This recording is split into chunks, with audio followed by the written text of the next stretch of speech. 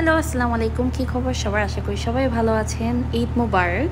আজকে হচ্ছে ঈদের দিন। আমি সকাল সকাল বেবিকে নিয়ে বেরিয়ে পড়েছি। আমি যাচ্ছি আমার শ্বশুর বাড়িতে, যেহেতু ওরা বাসায় ঈদ করছে না, গ্রামের বাড়িতে ঈদ করছে। তো আমরা ডিসাইড করেছি ঈদের দিন সকালবেলায় বাড়িতে যাব, কারণ বেবিকে নিয়ে কয়েকদিন আগে গ্রামের বাড়িতে গেলে অনেক হ্যাসেল হয়। তো চলে এসেছি আমার শ্বশুর বাড়িতে। কেউ কেউ ওরা চাঁদরাতের দিন এসেছে, আর কেউ কেউ ঈদের দিন সকালবেলায় এসেছে। তো আমিও ডিসাইড করেছি ঈদের দিন আসার। আমার বেবি বেশ কিছুদিন অসুস্থ ছিল। অসুস্থ থাকার কারণে ও কারো কোলে যাচ্ছিল না, মানে শুধুই আমার কোলে।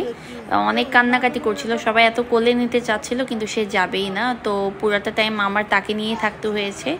মানে ফার্স্ট টাইম তার সাথে ঈদ। আর আমার হাজব্যান্ড যেহেতু ইউএসএ চলে গেছে, তো আমি আর আমার বেবি আর হচ্ছে ওর এত জ্বালানোর কারণে ঈদটা আমি ওইভাবে এনজয় করতে পারিনি, বাট যতটুকু করেছি আলহামদুলিল্লাহ। তো এখানে আমার শ্বশুরবাড়ির সব ফ্যামিলি মেম্বার্সদের সাথে একটা গ্রুপ পিকচার তোলার জন্য আমরা সবাই বেরিয়ে পড়েছি, মানে একটা ফ্যামিলি পিকচার হবে। আমার শ্বশুরবাড়িতে কখনো ফ্যামিলি পিকচার কমপ্লিট হয় না, ইদার আমি আমার হাজব্যান্ড থাকি না, অথবা আমার ছোট দেবর আর আমার যা ওরা নেদারল্যান্ডে থাকে, ইদার ওরা থাকে না। তো কেউ না কেউ মিসিং থাকবেই। তো এবার আমরা আছি সেখানে, আবার আমার ছোট যা নেই, সে ঢাকায় ঈদ করছে, আর হচ্ছে আমার হাজব্যান্ড সে ইউএসএ।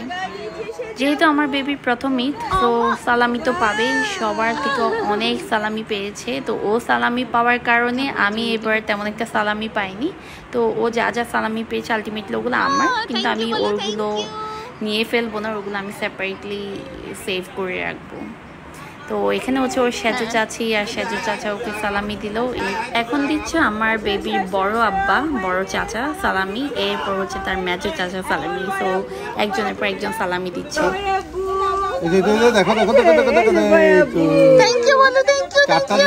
এরপর সালামি দিতে আসলো তার মেজো চাচা। না না বাবা হয়েছে। তো সেটা হচ্ছে উমাইরের ওয়ালেট, ওর ফুফি কিনছে। আর এখানে হচ্ছে সব সালামি, উমাইরের সালামি। লাগবেই তো লাগবেই।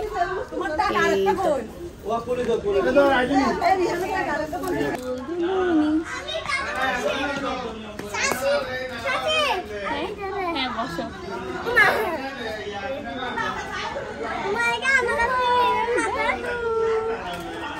এখন এখানে বসবে।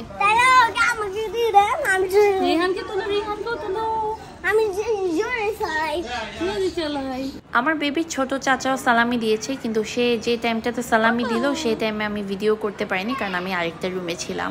তো সব চারটা চাচা থেকে সালামি পেয়েছে। এবার টাকাটা দাও।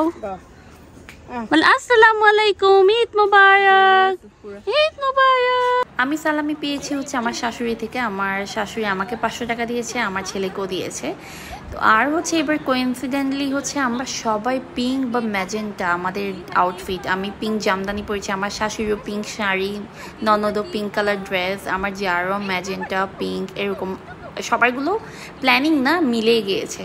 তো আমরা ভাবলাম কয়েকটা ছবি তুলি ছাদে এসে, যেহেতু আমার বেবিকেও পাঞ্জাবি পরেছে, আমিও শাড়ি পরে একটা ছবি তুলিনি।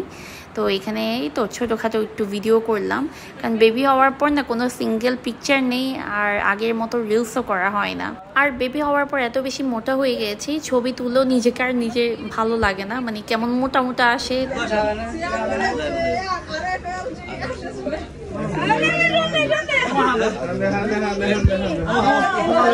সবাই তো সালামি দিল, আর আমার হাজব্যান্ড ইউএস থেকে অলরেডি সবার জন্য সালামি পাঠিয়ে দিয়েছে। তাও আমি যেহেতু এসেছি, সালামি না দিলে তো ভালো লাগে না, তাই সবাইকে আমি আবার সালামি দেওয়া স্টার্ট করেছি। তো একে একে সবাইকে ডাকছিলাম, ঘরের যা পিচ্চিরা আছে সবাইকে। আর কে? হুমায়রা, আলিয়া, ও আলিয়া, আলিয়া, আলিয়া, আলিয়া, আলিয়ার মা। আলিয়া কোথায়? নাই এখানে, ওর বাবার সাথে। আর এটা হচ্ছে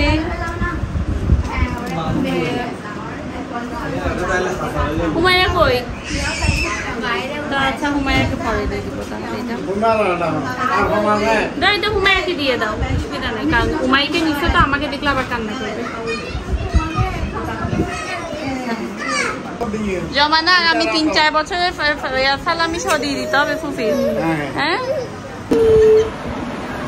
কচকচি 100 200 300 ও দেখা শুধু দেখা 500 টাকা তোমাকে ও দেখো বাচ্চা কি 500 টাকা কচকচি তুমি যতটুকু সামর্থ্য ততটুকু ওকে ইদি ইদি বাবা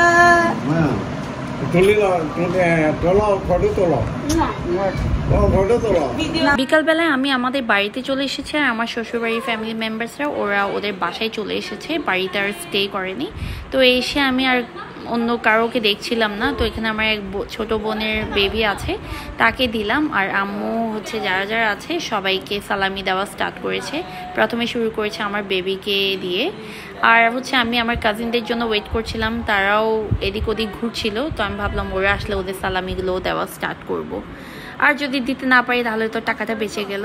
বাড়িতে এসে প্রথমে আমার বেবিকে নিয়ে আমার ছোট ফুফির বাসায় গেলাম, যেহেতু ড্রেস চেঞ্জ করে ফেললে আর ভালো লাগবে না, বাসায় ঢুকলে বাচ্চাকে নিয়ে আর বের হতে ইচ্ছা করে না বাড়িতে। তো আমার ছোট ফুফির এখানে ঘুরছিলাম, আর আমার ফুফি আমার বেবিকে টাকা দিচ্ছিল, কিন্তু সে প্রথমে টাকাটা নিবেই না, তো আমরা দুষ্টামি করছিলাম ভালো ছেলে। পরে বললাম আচ্ছা যাক নাও, টাকাটা মায়েরই কাজে আসবে। আমার বেবি পুরাটা সময় এত বেশি মুডে ছিল যেমন তার টাকা লাগবেই না, আর সে অসুস্থ থাকার দীর্ঘ 1 মাস অসুস্থ থাকার কারণে সে একদম খুবই মা কেন্দ্রিক হয়ে গেছে, মানে আমাকে ছাড়া আর কিছুই বুঝে না, আমার পিছে পিছিয়ে থাকতে হবে।